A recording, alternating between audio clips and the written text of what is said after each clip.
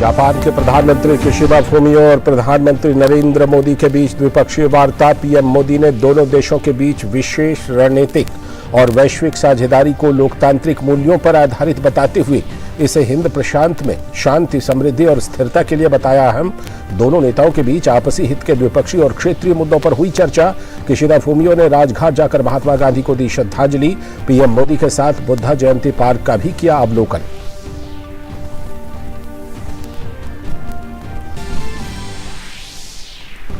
संसद के दोनों सदनों में गतिरोध बरकरार। सत्ता पक्ष राहुल गांधी से माफी की मांग पर अड़ा।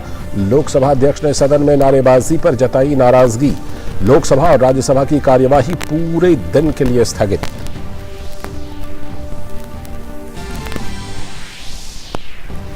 भाजपा नेता और केंद्रीय मंत्री हरदीप पुरी का राहुल गांधी पर सियासी हमला। कहा, विदेश में देश का नाम बदनाम करने की हुई कोशिश। देश के सामने माफी मांगे राहुल गांधी। तेलंगाना के मुख्यमंत्री के चंद्रशेखर राव की बेटी के कविता से दिल्ली में ईडी की पूछताछ।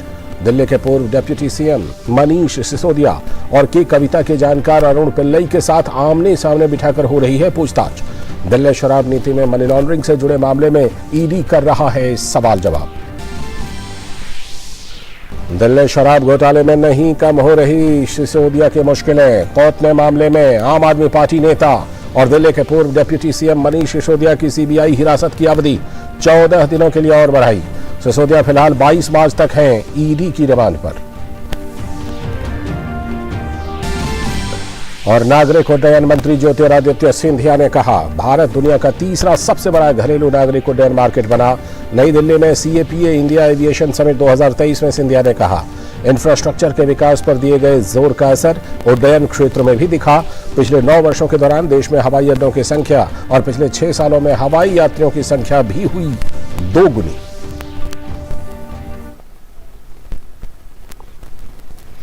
नमस्कार, डीडी न्यूज पर आप देख रहे हैं समाचार बुलेटिन। मैं हूं लाल चंद्र सिंह। देखते हैं खबरों को विस्तार से। सबसे पहले आज की सबसे पहली और सबसे बड़ी खबर। प्रधानमंत्री नरेंद्र मोदी और जापान के प्रधानमंत्री फुमियो किशिदा ने आज नई दिल्ली में प्रतिनिधिमंडल स्तर की वार्ता की। वार्ता के बाद दोनों नेताओं ने संयुक्त रूप से संवाददाता सम्मेलन को संबोधित किया। प्रधानमंत्री मोदी ने जापान के प्रधानमंत्री का स्वागत करते हुए कहा कि पिछले 1 साल में हम कई बार मिले हैं और हर बार मैंने भारत जापान संबंधों के प्रति उनकी सकारात्मकता और प्रतिबद्धता को महसूस किया है। उनकी आज की यात्रा हमारे आपसी संबंधों की गति के लिए बहुत उपयोगी रहेगी। और साथ ही प्रधानमंत्री ने कहा कि हमारी मुलाकात एक और कारण से भी विशेष है। इस साल भारत G20 की अध्यक्षता कर रहा है और जापान G7 की। इसीलिए अपनी अपनी प्राथमिकताओं और हितों पर साथ मिलकर काम करने का यह उत्तम अवसर है। आज मैंने प्रधानमंत्री किशिदा को भारत की G20 अध्यक्षता की प्राथमिकताओं के बारे में विस्तार से बताया। आज हमारी बातचीत में हमने द्विपक्षीय संबंधों में हुई प्रगति की समीक्षा की। हमने रक्षा उपकरण और टेक्नोलॉजी सहयोग, व्यापार, स्वास्थ्य और डिजिटल साझेदारी पर विचारों का आदान प्रदान किया। सेमीकंडक्टर और अन्य क्रिटिकल टेक्नोलॉजीज में विश्वस्त सप्लाई चेन्स के महत्व पर भी हमारे बीच सार्थक चर्चा हुई। साथ ही प्रधानमंत्री ने कहा कि G20 अध्यक्षता का महत्वपूर्ण स्तंभ ग्लोबल साउथ की प्राथमिकताओं को आवाज देना है। उन्होंने बताया कि भारत जापान विशेष सामरिक और वैश्विक साझेदारी को मजबूत करना भारत जापान और भागीदारों दोनों के लिए महत्वपूर्ण है। उन्होंने कहा कि ये साझेदारी हिंद प्रशांत क्षेत्र में शांति, समृद्धि और स्थिरता को बढ़ावा देती है। Bharat Japan special strategic and global partnership हमारे साझा लोकतांत्रिक मूल्य और अंतर्राष्ट्रीय पटल पर रूल ऑफ लॉ के सम्मान पर आधारित है। इस साझेदारी को मजबूत बनाना हमारे दोनों देशों के लिए तो महत्वपूर्ण है ही। इससे इंडो पैसिफिक क्षेत्र में शांति, समृद्धि और स्थिरता को भी बढ़ावा मिलता है। और इस मौके पर जापान के प्रधानमंत्री फूमियो किशिदा ने बताया कि उन्होंने प्रधानमंत्री मोदी को G7 हिरोशिमा शिखर सम्मेलन में औपचारिक रूप से आमंत्रित किया और मौके पर ही पीएम मोदी ने उनका निमंत्रण तुरंत स्वीकार कर लिया। I will announce my new plan on free and open Indo-Pacific or FOIP at a lecture event hosted by the ICWA. It gives me a great pleasure to be able to unveil my new vision on the soil of India, which is our indispensable partner in realizing FOIP. I am looking forward to welcoming Prime Minister Modi in Hiroshima in May, and to once again visiting India on the occasion of G20 New Delhi Summit. और इससे पहले भारत के 2 दिवसीय दौरे पर आए Japan के प्रधानमंत्री किशिदा फूमियो ने राजघाट पर राष्ट्रपिता महात्मा गांधी को पुष्पांजलि अर्पित की।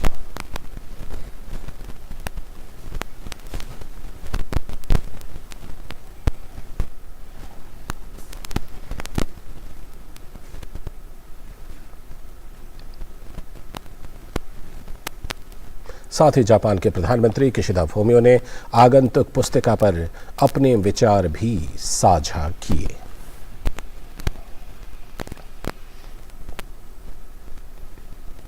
और प्रधानमंत्री नरेंद्र मोदी और जापान के प्रधानमंत्री फूमियो किशिदा के बीच हुई द्विपक्षीय वार्ता के बाद विदेश मंत्रालय की तरफ से विदेश सचिव विनय क्वात्रा ने एक प्रेस कॉन्फ्रेंस को संबोधित किया। प्रेस कॉन्फ्रेंस में विदेश सचिव विनय क्वात्रा ने बताया कि दोनों देशों के प्रधानमंत्रियों की बातचीत में द्विपक्षीय सहयोग, रक्षा और आर्थिक साझेदारी जैसे विषयों पर चर्चा हुई। Key topics that were discussed during the meeting, key topics of bilateral cooperation, included the domain of defense and security, economic partnership, climate and energy, including energy transition, people-to-people exchanges, skill development, innovation. The two leaders also discussed regional issues of significance, including, as you just heard, in the speech from Prime Minister Kishida, the Indo-Pacific. They also talked about their own respective priorities. Prime Minister explained at length India's priorities for G20, and he heard in turn Prime Minister Kishida's priority and Japan's priorities for G7. These two also formed an important component of bilateral conversation. और विदेश सचिव ने कहा कि प्रधानमंत्री नरेंद्र मोदी ने Japan और भारत के बीच रक्षा क्षेत्र में सहयोग बढ़ाने पर जोर दिया। उन्होंने बताया कि प्रधानमंत्री ने को इनोवेशन, को डिजाइन और को क्रिएशन की बात कही। विदेश सचिव ने कहा कि भारत सरकार नीतिगत आधार पर भी इन शब्दों का समर्थन कर रही है। Prime Minister Shri Narendra Modi clearly put on the table that one of the areas of very strong cooperation between India and Japan could be co-innovation, co-design, co-creation. These words are not put across in terms of these discussions as a branding words. These are words which have a very strong underpinning, policy underpinning on the Indian side of Atmanirbharta in the field of defense, and Atmanirbharta not as an isolationist feature, but Atmanirbharta which can be built in partnership with other countries, and in this case that partnership and that partner, particular in this case being Japan. और Japan के प्रधानमंत्री ने PM Modi के साथ Buddha Jayanti park का अवलोकन किया। Buddha Jayanti park lawn और खिलते हुए फूलों के साथ एक सुंदर सुव्यवस्थित उद्यान है।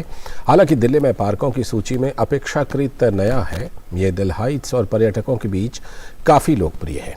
ये उद्यान भगवान बुद्ध के निर्वाण के 2500 वर्ष पूरे होने के उपलक्ष्य में बनाया गया था। बगीचे का महत्व इस तथ्य में भी निहित है कि मूल बोधि वृक्ष जिसके नीचे बुद्ध ने निर्वाण प्राप्त किया था उसको श्रीलंका से लाया गया है और यहाँ प्रत्यारोपित किया गया है। सम्राट अशोक की बेटी संघमित्रा ने मूल बोधि वृक्ष में से एक पौधा लिया था और बौद्ध धर्म का प्रचार करने के लिए वो श्रीलंका गई थी।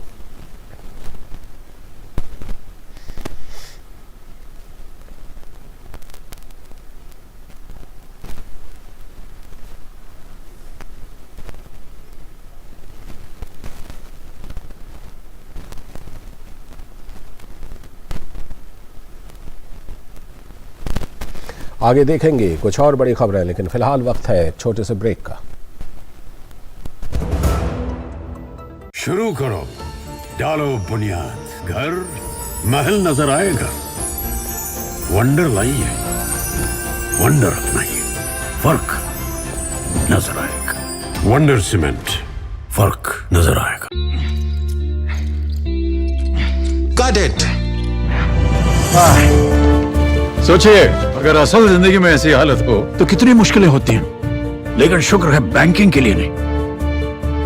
अगर आपकी उम्र 70 साल से अधिक हो या आप दिव्यांग हो तो बैंक आपको कुछ जरूरी बैंकिंग सुविधाएं घर बैठे बैठे दे सकता है। आरबीआई कहता है, जानकार बनिए, सतर्क रहिए।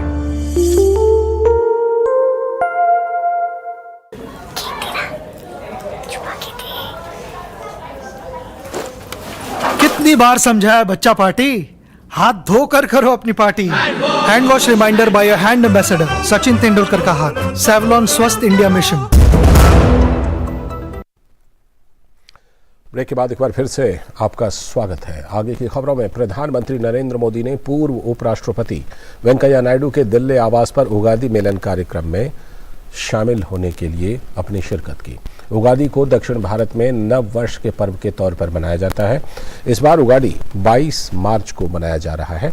इस अवसर पर राज्यसभा के सभापति जगदीप धनखड़, लोकसभा के अध्यक्ष ओम बिरला, राज्यसभा के उपसभापति हरवंश, कई केंद्रीय मंत्री, सांसद और अन्य गणमान्य लोग मौजूद रहे। इस मौके पर कई सांस्कृतिक कार्यक्रम भी आयोजित हुए। इस अवसर पर प्रधानमंत्री मोदी ने कहा कि हमारे देश में चैत्र मास के पहले दिन को नए साल के तौर पर मनाने की परंपरा रही है। प्रधानमंत्री ने कहा कि मैं आप सभी देशवासियों को नए वर्ष की अनेक अनेक शुभकामनाएं देता हूं। हमारे देश में चैत्री मास का प्रथम दिवस नववर्ष के रूप में मनाने की कई राज्यों में परंपराएं हैं और एक प्रकार से हमारे सारे त्योहार कृषि से जुड़ी हुई हैं। हर चीज को एग्रीकल्चर के साथ जोड़ा गया है। उगाड़ी के लिए मैं आप सबको हृदय से बहुत बहुत शुभकामनाएं देता हूं। और अब खबर संसद से, जहां कार्यवाही की शुरुआत आज भी हंगामे के साथ ही हुई। सांसदों के हंगामे के कारण दोनों सदनों की कार्यवाही पहले दोपहर 2 बजे तक और बाद में पूरे दिन के लिए स्थगित कर दी गई। लोकसभा में सत्ता पक्ष की ओर से राहुल गांधी के बयान को लेकर हंगामा हुआ, तो वहीं विपक्षी सांसद तख्तियां लेकर वेल में आ गए। विपक्षी सांसदों ने जेपीसी की मांग को लेकर नारेबाजी की और लोकसभा अध्यक्ष ओम बिरला ने सदन में हंगामे पर नाराजगी जताई। लोकसभा अध्यक्ष ने सदन की कार्यवाही चलने देने की अपील भी की। ये उचित नहीं है माननीय सदस्य, ये सदन नारेबाजी के लिए नहीं है। माननीय सदस्य, तख्तियां रखिए, पार्लियामेंट पक्ष तख्तियां लेके नहीं आता। आप सदन नहीं चलाना चाहते, प्रश्नकाल नहीं चलाना चाहते, हम आपको अलाउ करूंगा, निश्चित रूप से अलाउ करूंगा।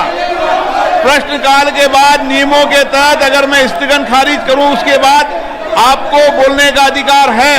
आप आए, बैठें, चर्चा करें, चेंबर में आए, चर्चा करें, सत्ता पक्ष भी आए, प्रतिपक्ष भी आए, रास्ता निकालेंगे, सदन चलाएंगे, आपके विषय मुद्दों को भी चर्चा करेंगे। और भाजपा नेता और संसदीय कार्य मंत्री प्रहलाद जोशी ने कांग्रेस नेता राहुल गांधी से सदन में माफी मांगने की मांग की। उन्होंने कहा कि देश का अपमान करने वालों को बख्शा नहीं जा सकता, चाहे वो कितना ही बड़ा नेता क्यों न हो। साथ ही उन्होंने कहा कि देश का अपमान करना कांग्रेस और राहुल गांधी की पुरानी परंपरा रही है। Supreme Court has constituted a committee.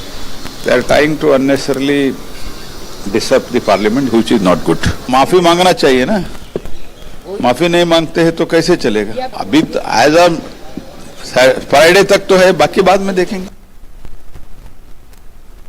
और इससे पहले केंद्रीय मंत्री हरदीप सिंह पुरी ने राहुल गांधी के हालिया बयानों को लेकर उनकी आलोचना की।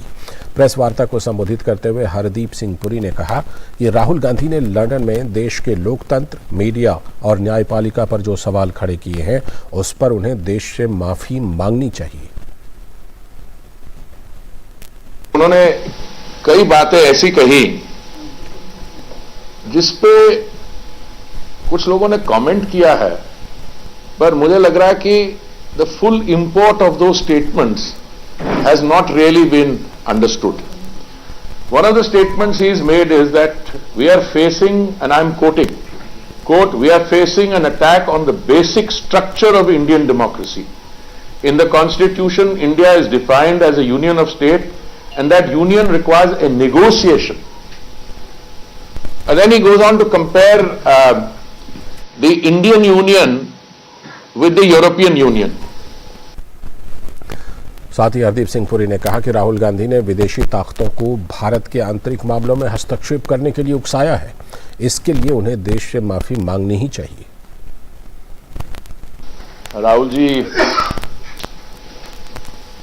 गए थे यूनाइटेड किंगडम, तो उन्होंने कई बातें ऐसी कही जिसपे कुछ लोगों ने कमेंट किया है, पर मुझे लग रहा है कि द फुल इंपोर्ट ऑफ दो statements has not really been understood. One of the statements he has made is that we are facing, and I am quoting, quote, we are facing an attack on the basic structure of Indian democracy. In the Constitution, India is defined as a union of states, and that union requires a negotiation. Not just a flawed understanding. Is he playing to an agenda? But he should come clean. And to begin with, I think you need closure, and the closure will only come if he apologizes.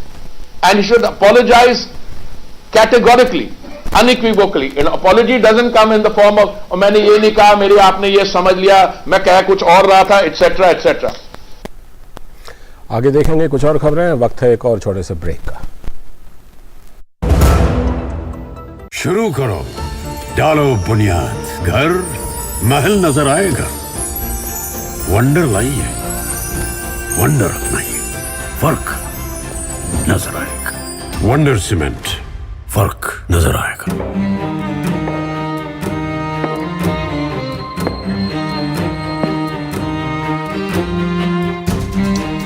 कब तक आप ऐसे future का tension लेकर चलते रहेंगे? LIC के new pension plus के साथ अपनी पेंशन का प्लान बनाइए, क्योंकि ये प्लान आपके फ्यूचर के लिए मार्केट लिंक्ड वेल्थ क्रिएट करता है। और तो और इस प्लान में गारंटीड एडिशंस के साथ पेंशन पाने के कई ऑप्शंस भी हैं, so that you grow young and tension free. LIC, हर पल आपके साथ। जल्दी करो यार, प्लीज जल्दी। दूसरा कोई मैच है क्या?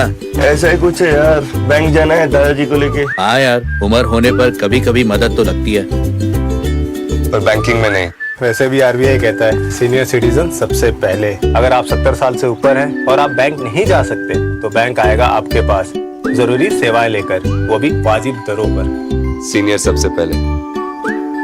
RBI कहता है जानकार बनिए, सतर्क रहिए।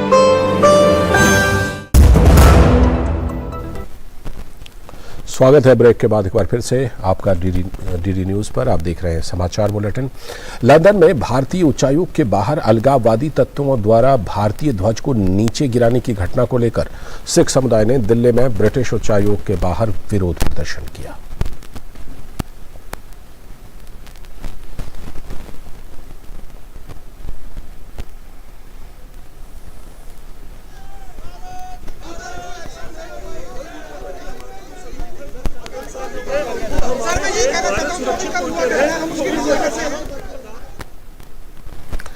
अगली खबर, भाजपा नेता वी मुरलीधरन ने आज केरल में आर्क बिशप मार जोसेफ पाम्पलानी के भाजपा को समर्थन देने के बयान पर प्रेस वार्ता की। उन्होंने कहा कि केरल में थालास्सेरी में रोमन कैथोलिक चर्च के आर्क बिशप पाम्पलानी ने एक जनसभा में कहा था कि अगर भारत सरकार रबड़ की कीमत 300 रुपये प्रति किलो तक बढ़ा दे तो चर्च केरल में भाजपा को रबड़ न होने की स्थिति से उबारने में मदद करेगा। भाजपा उनके बयान का समर्थन करती है और किसानों के हित में सरकार हर संभव मदद करेगी। CPM and Congress say that they don't have the freedom to express their views. They don't have the authority, they don't have the right for expression of their views. Freedom of speech is denied to Christian bishops because they are either Christian bishops or their views indirectly support the government of India. So this is a ridiculous situation that we are seeing in Kerala, that the CPM and Congress say that we are for the minorities, we are for freedom of speech. But when a Christian leader, when a Christian bishop, he speaks out something, he speaks some facts which indirectly may be favorable to the government of India, then they pounce upon him. This is what we are seeing. और भाजपा नेता we Muraleedharan ने arc bishop मार Joseph पाम्पलानी के बयान की कांग्रेस और CPM द्वारा निंदा किए जाने पर कहा कि इन दोनों पार्टियों का काम धर्म के नाम पर नफरत फैलाना है। देश में हर धर्म और हर अल्पसंख्यक को अपने विचार व्यक्त करने का अधिकार है। ऐसे में अगर कोई समाज हित और किसानों के हित के काम करना चाहता है तो इन दोनों पार्टियों को क्या परेशानी है। कांग्रेस और सीपीएम के ऐसे व्यवहार से उनका दोहरा चरित्र आज जनता के सामने आ गया है। The statement of the Tellicherry Archbishop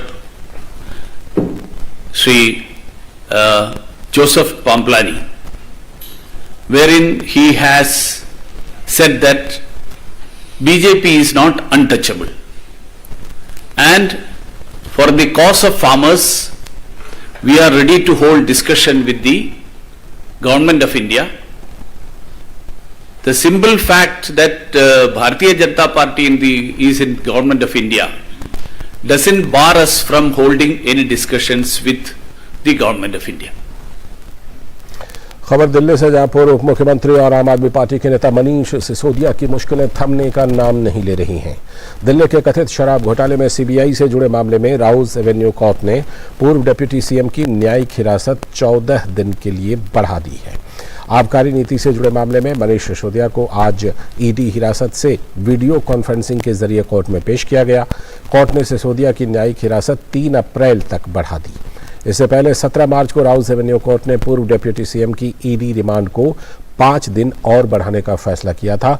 मामले में मनीष सिसोदिया को सबसे पहले सीबीआई ने करीब 8 घंटे की पूछताछ के बाद 26 फरवरी को गिरफ्तार किया था। सिसोदिया ने सुप्रीम कोर्ट में अपनी गिरफ्तारी के खिलाफ रुख किया था। हालांकि सुप्रीम कोर्ट से राहत न मिलने के बाद मनीष सिसोदिया ने दिल्ली सरकार में मंत्री पद से इस्तीफा दे दिया था। फिलहाल दिल्ली के पूर्व डिप्टी सीएम शराब घोटाले के मामले में 22 मार्च तक ईडी की रिमांड पर हैं। और दिल्ली आबकारी मामले पर तेलंगाना की मुख्यमंत्री की बेटी के कविता आज एक बार फिर से प्रवर्तन निदेशालय के सामने पेश हुई। ईडी ने आबकारी नीति मामले में के कविता को समन जारी किया था। शराब घोटाले से जुड़ी मनी लॉन्ड्रिंग जांच में पिछली बार कविता ईडी के दफ्तर नहीं पहुंची थी और तब उन्होंने एजेंसी के पास अपने वकील के हाथों डॉक्यूमेंट्स भेज दिए थे। कविता ने पिछली बार सुप्रीम कोर्ट में याचिका लगाई थी कि नियमों के तहत ईडी एक महिला को पूछताछ के लिए अपने ऑफिस में नहीं बुला सकती और ईडी को पूछताछ करने के लिए उनके घर आना होगा।